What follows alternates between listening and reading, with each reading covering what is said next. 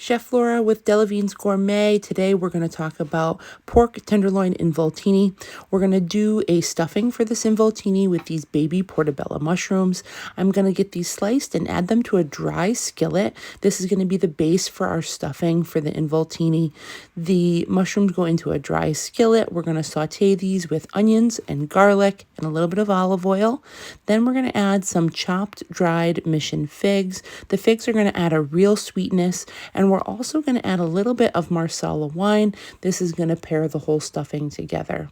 I like to add a little bit of spinach to my stuffing as well. This is going to give a nice body. And after we get all of this softened and pulled together, we're going to let this cool enough so we can handle it to stuff the pork tenderloin. We're going to prepare the pork tenderloin by doing a butterfly cut.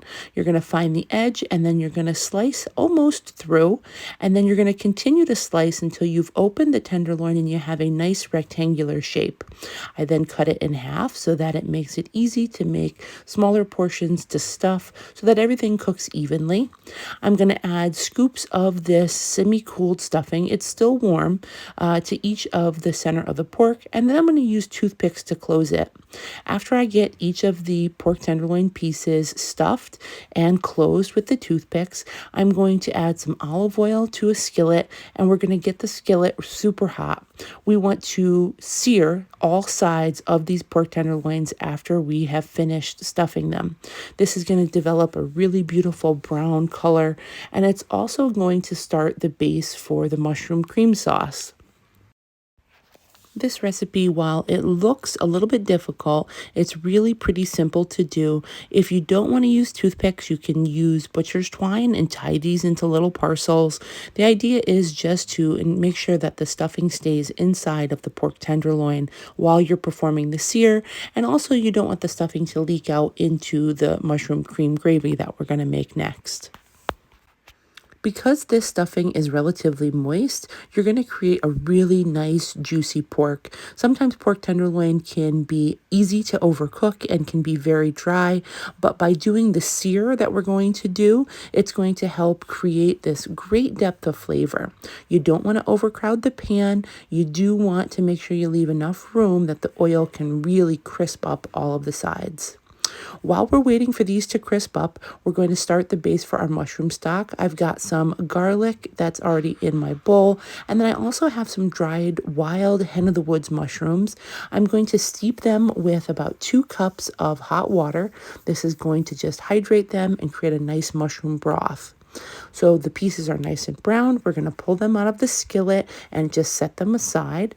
While they are set off to the side, I'm going to use a wooden spoon, and we're going to scrape all of the browned bits that are left in this skillet, and we're going to add 2 tablespoons of butter.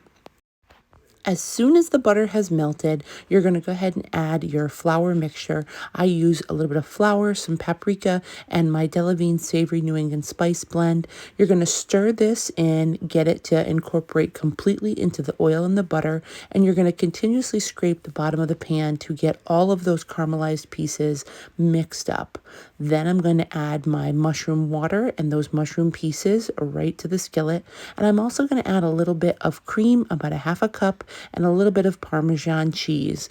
Now, here we are. This is coming together so perfectly.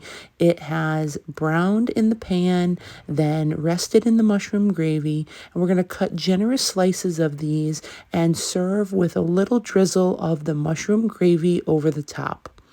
This pairs perfectly with some red wine, and all you need to do is get some extra virgin olive oil from Delavine's Gourmet. The Montesi Family Reserve is my absolute favorite to cook with, and it pairs so well with so many different recipes. So definitely go visit shopdelavines.com, and we have more recipes and great things to taste. And if you're local to Waterbury, join us for a cooking class.